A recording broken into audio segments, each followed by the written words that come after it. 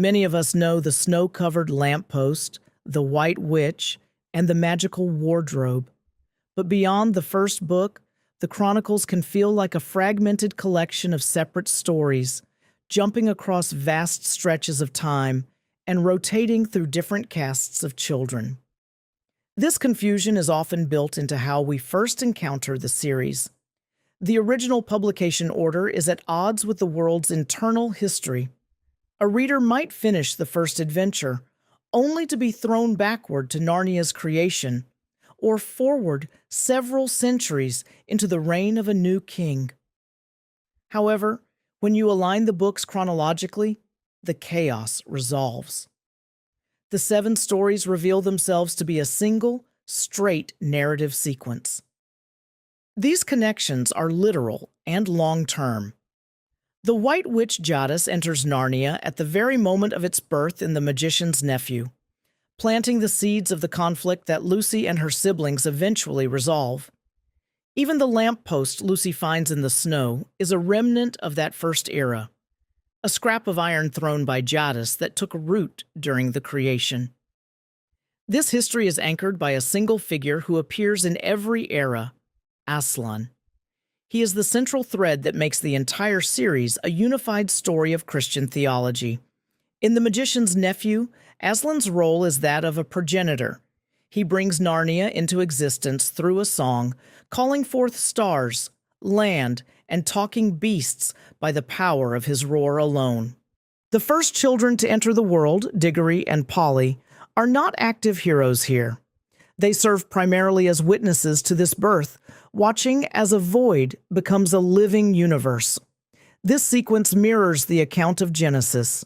Before Aslan is a king or a judge, he is established in his first divine role, the creator.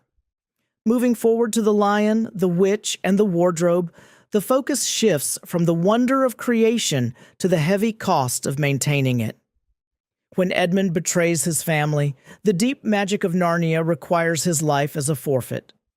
Aslan chooses to step in, surrendering himself to the White Witch's knife to satisfy the law and save the boy.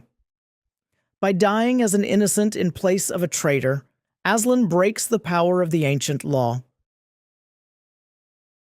He returns to life, leading the final charge to end the witch's 100-year winter. This sequence of voluntary death and resurrection parallels the crucifixion of Christ, defining Aslan's second role, the Redeemer.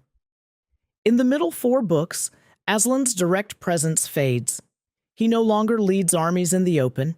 Instead, he appears in dreams, shadows, or brief, fleeting encounters. This withdrawal forces characters like Eustace, Jill, and the Pevensies to take the initiative. They must learn to act on his previous instructions, even when he isn't standing directly beside them. Each story in this era focuses on a specific internal challenge. We see Aslan's providence guiding a lost boy home in The Horse and his boy, the restoration of a forgotten kingdom in Prince Caspian, Eustace's internal spiritual growth on the Dawn Treader, and the need for pure faith in the Silver Chair. This era reflects the time of the early church. Aslan has moved into his third role, the guide, teaching his followers to persevere through their own choices and convictions. The history concludes with the last battle. Here, the timeline reaches its definitive end, and Aslan summons every major character from across the centuries for a final gathering. Aslan's final action is absolute. He presides over the literal closing of the world, watching as the sun is extinguished and the physical realm of Narnia ceases to be. This apocalyptic ending brings the series to the themes of judgment and new creation. Aslan assumes his final position as the judge, marking the transition from a temporary world to an eternal one. The 7 books form a complete cycle: birth, history, decline, and final fulfillment. What seemed like a collection of separate adventures is actually a record of a universe's entire spiritual lifespan. C.S. Lewis's achievement was layering these complex theological concepts into the accessible language of a fairy tale. He took the heavy themes of creation and redemption and made them feel personal and immediate. Reading the Chronicles is more than a trip through a wardrobe. It is an invitation to see a world that is born, sustained, and eventually fulfilled under a single caring hand.